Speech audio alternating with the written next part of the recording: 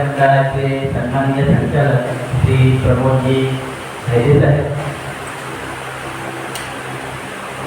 जंजिरा विद्यामंडळाच्या संचालिका Mhatre madam, भिंगा madam, तसेच जंजिरा विद्यामंडळाचे संचालक श्री उदयजी दाणेकर साहेब, वाणी साहेब, श्री आरेकर सर, आपल्या शाळेचे माजी मुख्याध्यापक गद्रे सर, शाळेचे पर्यवेक्षक मोरे सर आणि त्यांच्या कार्यक्रमासाठी आपण इथे आवर्जून सर्वजण उपस्थित आहोत. ते आजचे सेवाभावी सोहळ्याचे प्रमुख त्यांच्यासाठी जो आपण इथे कार्यक्रम आयोजित केलेला आहे ते दीपकजी पालसेकर सर आणि त्यांच्या पत्नी पालसेकर मॅडम, त्यांच्या या कार्यक्रमासाठी उपस्थित माझ्या शाळेतील सर्व शिक्षक, शिक्षकेतर, कर्मचारी वर्ग, मॉर्निंगचा संपूर्ण स्टाफ, त्यांची दोन्ही मुलं, पालसेकर सरांची आई, संपूर्ण परिवार मुरुडमध्येच राहत असल्यामुळे त्यांचा परिवार खूप मोठा आहे आणि तो परिवार संपूर्ण इथे उपस्थित आहे. माजी विद्यार्थी सुद्धा इथे आलेले आहेत. मुंबईवरून त्यांच्या कार्यक्रमासाठी आवर्जून काही मान्यवर आलेले आहेत. आपल्या शाळेचे माजी शाळा शिक्षक श्री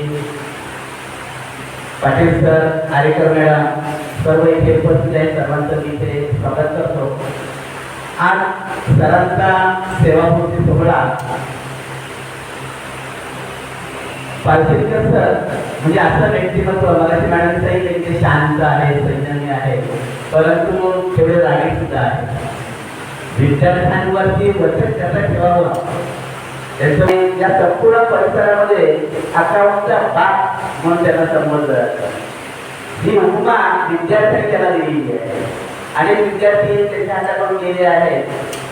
जेव्हा माझी विद्यार्थ्यांकडे विषय निघतो की अकाउंटचे शिक्षक म्हणून या मुरुड तालुक्यामध्येच नाही तर इतर ठिकाणी सुद्धा, तर पालसेकर सर आहेत अकाउंटला तिथं अकाउंटचे बाप आहेत स्वतः विद्यार्थी म्हणतात. ही त्यांची ओळख आहे.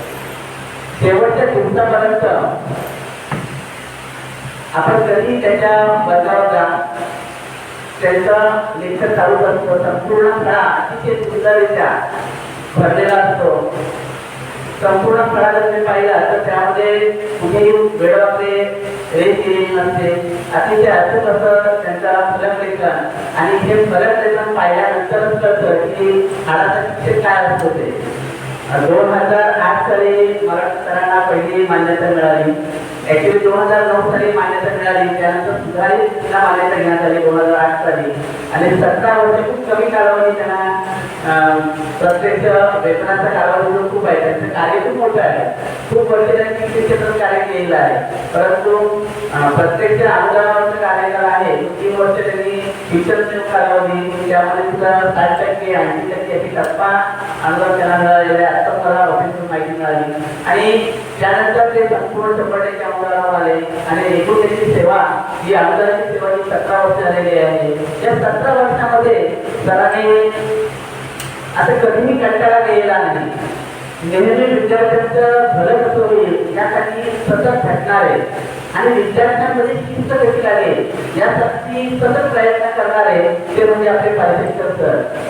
मी आल्यापासून मला वाटतं सतत प्रत्येक वर्षी एक मोहर आपल्या शाळेवरून कमी होत आहे. या वर्षीच्या सुरुवातीला पुन्हा एकदा उच्च माध्यमिक आल्यापासून माध्यमिकच मोहर जात होते. या वर्षी सुरुवातीला 9 जणांपैकी 9 रत्नांपैकी एक रत्न कमी होत आहे, ते म्हणजे पालसेकर सर. असं असलं तर त्यांचं व्यक्तिमत्व असं आहे की 18 वर्षाचे बिलकुल वाटत नाही. त्याला कारण सुद्धा तसंच आहे. 2 वर्ष झाले की आता इतर चालवत आहेत त्याची गाडी, नाही तर याच्यावर ते नेहमी सायकल चालवत होते आणि सायकलमुळे त्यांचं शरीर असं पडलेलं आहे की त्यांना काही कसली व्यायामाची गरज नाही त्यामुळे. आणि अतिशय वेळेवर येणार, वेळेवर सर्व काही काम करणार, परिपूर्ण असं व्यक्तिमत्व. एवढंच नाही, त्यांच्या हाताखाली बरेचसे जे उच्च माध्यमिक शिक्षक आहेत ते सगळे त्यांच्या हाताखाली तयार झालेले आहेत.